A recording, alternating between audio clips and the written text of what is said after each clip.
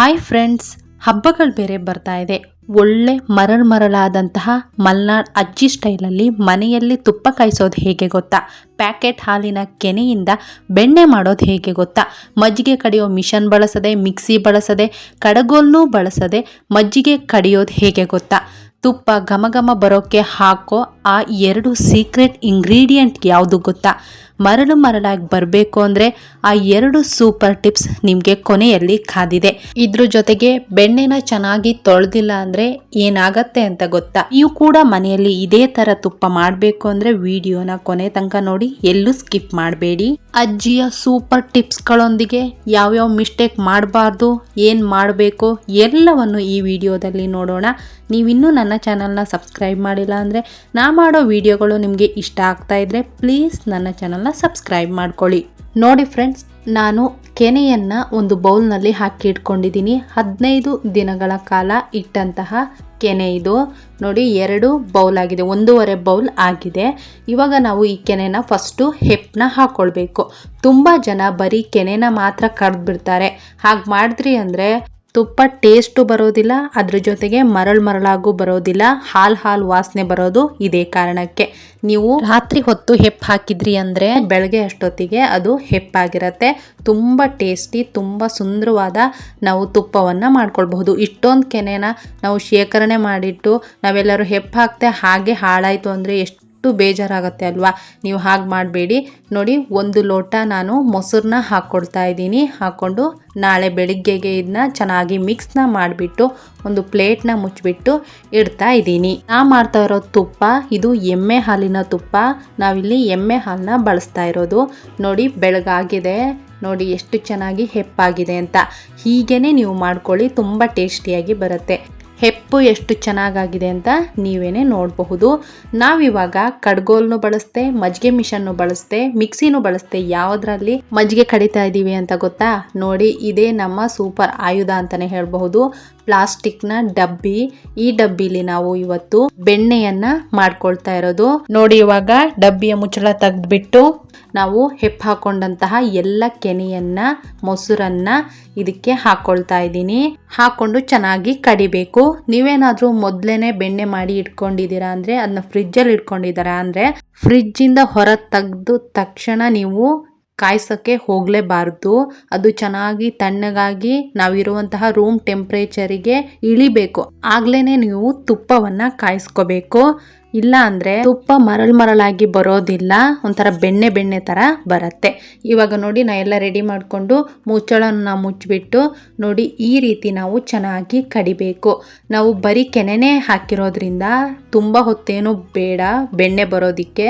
ಸ್ವಲ್ಪ ಹೊತ್ತು ಸಾಕಂದರೆ ಒಂದು 10 ನಿಮಿಷ ಈ ರೀತಿ ಕಡಿದ್ರೆ ನೀವು ಸಾಕಾಗತ್ತೆ. ಚೆನ್ನಾಗಿ ನಿಲ್ಲಿಸ್ದೆ ಕಡಿದ್ರಿ ಅಂದರೆ 10 ನಿಮಿಷದೊಳಗೆ ಮುಗಿಯತ್ತೆ. ನಿಮಗೆ ಕೈ ನೋವು ಏನಾದ್ರು ಬಂದರೆ ಸ್ವಲ್ಪ ನಿಲ್ಲಿಸಿ ಆಮೇಲೆ ಕಡ್ಕೊಳ್ಳಿ. ನೋಡಿ ಈ ರೀತಿ ಗಟ್ಟಿ ಆಗಿದೆ ಅಂದರೆ, ಗಟ್ಟಿ ಆಯಿತು ಅಂದರೆ ನೀವು ಇದಕ್ಕೆ ನೀರನ್ನ ಹಾಕ್ಕೊಳ್ಬೇಕು. ನೀರನ್ನ ಹಾಕಿದ್ರಿ ಅಂದರೆ ಬೇಗನೆ ಮಜ್ಜಿಗೆ ಕಡ್ದು ಬೇಗ ಬೆಣ್ಣೆ ಆಗತ್ತೆ ಅಂತಾನೆ ಹೇಳಬಹುದು. ಇದೊಂದು ನಿಮಗೆ ಸೂಪರ್ ಟಿಪ್ ಅಂತಾನೆ ಹೇಳಬಹುದು. ನಾವು ನೀರನ್ನ ಹಾಕ್ಕೊಳ್ಬೇಕು, ಆವಾಗಲೇ ಮಜ್ಜಿಗೆ ಚೆನ್ನಾಗಿ ಕಡ್ದು ಬೆಣ್ಣೆ ಬರೋದು ಅಂತಾನೆ ಹೇಳಬಹುದು.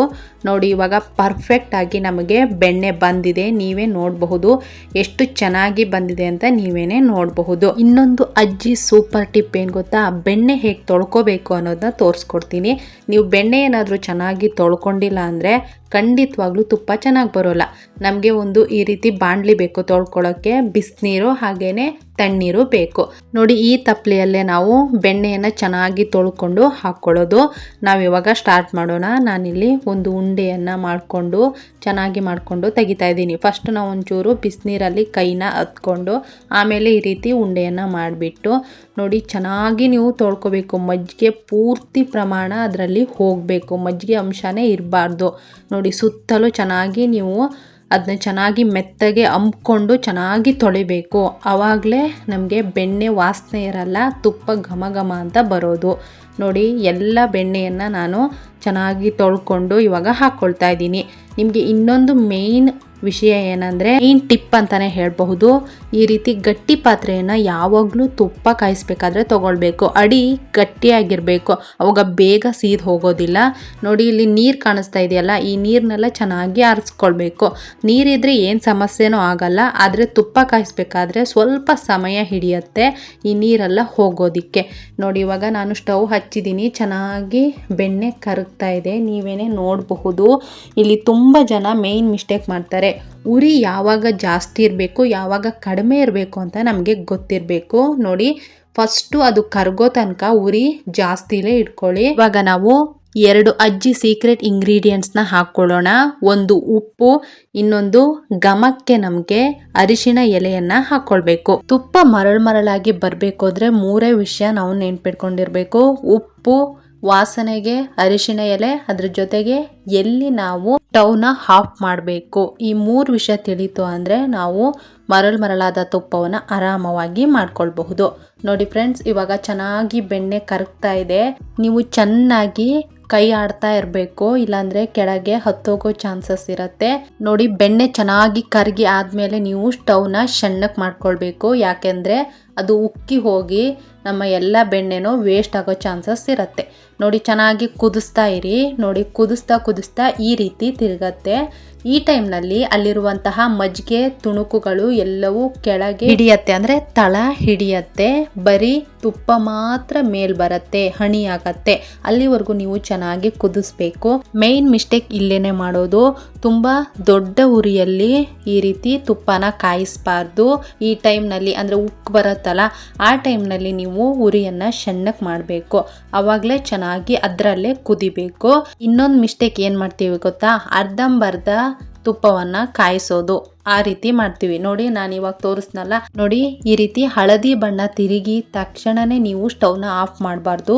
ಇದನ್ನ ಇಳಿಗಾವು ಅಂತ ಕರೀತಾರೆ. ನಾವು ಇಳಿಗಾವಲ್ಲಿ ತುಪ್ಪವನ್ನ ಕಾಯಿಸ್ಕೊಂಡ್ವಿ ಅಂದ್ರೆ ವಾಸನೆನೂ ಬರಲ್ಲ, ಅದ್ರ ಜೊತೆಗೆ ಮರಳಾಗಂತೂ ಬರೋದೇ ಇಲ್ಲ. ಟೇಸ್ಟ್ ಅಂತೂ ದೂರದ ಮಾತು ಅಂತಾನೆ ಹೇಳ್ಬಹುದು. ಈ ಮಿಸ್ಟೇಕನ್ನು ನೀವು ಮಾಡಬೇಡಿ. ನೋಡಿ ಕಸ ಎಲ್ಲ ಚೆನ್ನಾಗಿ ಕೂರ್ತಾ ಇದೆ. ನೋಡಿ ಫಸ್ಟ್ ಮೇನ್ 2 ನಾನು ಸೀಕ್ರೆಟ್ನ ಹೇಳ್ತೀನಿ. ಒಂದು ನೋಡಿ ನೊರೆ ಬರ್ತಾ ಇದೆ, ನೀವು ಫಸ್ಟಿನ ನೊರೆಗೆ ಆಫ್ ಮಾಡಬಾರ್ದು. 2 ಸಲ ನೊರೆ ಬರುತ್ತೆ, ಇದೇ ರೀತಿ 2 ಸಲ ನೊರೆ ಬರುತ್ತೆ. ನೋಡಿ ಇವಾಗ ನಮಗೆ ಫಸ್ಟ್ ನೊರೆ ಬಂತು, ನೀವು ಸಣ್ಣ ಉರಿಯಲ್ಲೇ ಇಟ್ಕೋಬೇಕು. ಫಸ್ಟು ನೊರೆ ಬಂತು, ನಾ ಹೇಳಿದ್ನಲ್ಲ ಕೊನೆಯಲ್ಲಿ ನಿಮಗೆ 2 ಟಿಪ್ಸ್ ಕಾದಿದೆ ಅಂತ, ಅದರಲ್ಲಿ ಇದು ಒಂದು. ಫಸ್ಟು ನೊರೆಯಲ್ಲಿ ನೀವು ಆಫ್ ಮಾಡಬಾರ್ದು. ನೋಡಿ ಇನ್ನೊಂದು ನೊರೆ ಬರುತ್ತೆ, ಇನ್ನೊಂದು ಸಲ ನೊರೆ ಬರುತ್ತೆ. ಇವಾಗ ತಿಳಿಯಾಗಿ ಮತ್ತೊಂದು ಸಲ ನೊರೆ ಬರುತ್ತೆ, ಆವಾಗ ನೀವು ತುಪ್ಪವನ್ನು ಆಫ್ ಮಾಡಬೇಕು. ನೋಡಿ ಫ್ರೆಂಡ್ಸ್, ಇವಾಗ ಪರ್ಫೆಕ್ಟ್ ಆದ ನೊರೆ ಬಂತು. ಈ ನೊರೆ ಜೊತೆಗೆ ಪಟ್ ಪಟ್ ಅಂತ ಸೌಂಡ್ ಬರುತ್ತೆ, ಇದ್ರ ಜೊತೆಗೆ ಘಮ ವಾಸನೆ ಬರುತ್ತೆ. ಆವಾಗ ನಮ್ಮ ತುಪ್ಪ ಪರ್ಫೆಕ್ಟಾಗಿ ರೆಡಿ ಆಗಿದೆ ಅಂತ ಆವಾಗ ಸ್ಟವ್ನ ಆಫ್ ಮಾಡಬೇಕು ಅಂತ. ನೋಡಿ ಕಲರ್ ನೋಡಿ, ಇವಾಗ ಗೋಲ್ಡನ್ ಬ್ರೌನ್ ಅಂದರೆ ಲೈಟ್ ಗೋಲ್ಡನ್ ಬ್ರೌನ್ ಬಂತು ಅಂದರೆ ನಮ್ಮ ತುಪ್ಪ ಪರ್ಫೆಕ್ಟಾಗಿ ರೆಡಿ ಆಗಿದೆ. ಇವಾಗ ನೀವು ಆಫ್ ಮಾಡಬಹುದು. ಇವಾಗ ನಾನು ತುಪ್ಪವನ್ನು ಸರ್ವ್ ಮಾಡ್ಕೊಳ್ತಾ ಇದ್ದೀನಿ. ಏನಿದು ಮರಳಾಗಿ ಬರುತ್ತೆ ಅಂತ ಹೇಳಿ ಈ ರೀತಿ ಬರ್ದಿದೆ ಅಂತ ಚಿಂತೆ ಮಾಡಬೇಡಿ. ಯಾಕಂದರೆ ನಾವು ಕಾಸಿದ ತಕ್ಷಣ ಮರಳಾಗಿ ಬರಲ್ಲ. ಇದನ್ನ ಒಂದು ಅರ್ಧ ಗಂಟೆಯಿಂದ 1 ಗಂಟೆವರೆಗೂ ಇಟ್ರಿ ಅಂದರೆ ನೋಡಿ ಈ ರೀತಿ ಪರ್ಫೆಕ್ಟಾಗಿ ಮರಳಾಗಿ ಬರುತ್ತೆ.